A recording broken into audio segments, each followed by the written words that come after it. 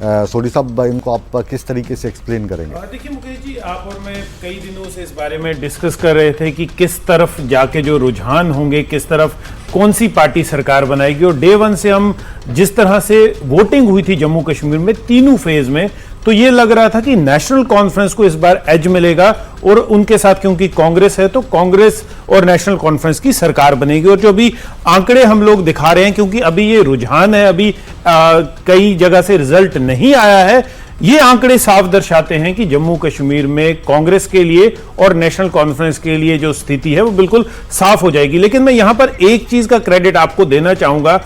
हम जब परसों इस बारे में बात कर रहे थे, जब हरियाणा के चुनाव हो रहे थे, कांग्रेस के कई लीडर कॉन्फिडेंट थे।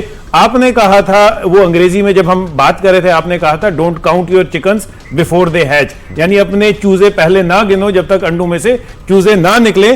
तो वही चीज आज देखने को आ रही है। कांग्रेस 27 का आंकड़ा देख रहा है बीजेपी का।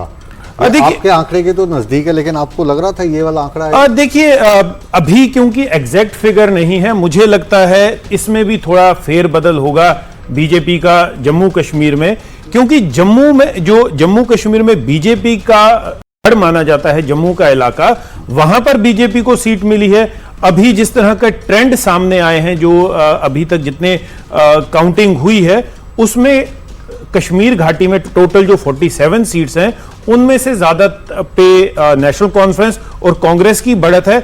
जम्मू रीजन में भी कई ऐसी इंपॉर्टेंट सीट्स हैं। आप देख लीजिए कि जम्मू में बीजेपी के प्रेसिडेंट नौशहरा से लड़ रहे हैं, वो ट्रेल कर रहे हैं। राखी अपने साथ हैं और राखी जम्मू कश्मीर में काफी लंबे समय तक रिपोर्टिंग करती रही हैं, वहां की नब्ज को पहचानती हैं। तो राखी, ये जो इस वक्त हमें दिख रहे हैं आंकड़े, ऐसा ही आप सोच रही थी? नहीं, वैली में जैसा कि तेजिंदर भी कह रहे हैं कि जो नेशनल कॉन्फ्रेंस है, और ये बात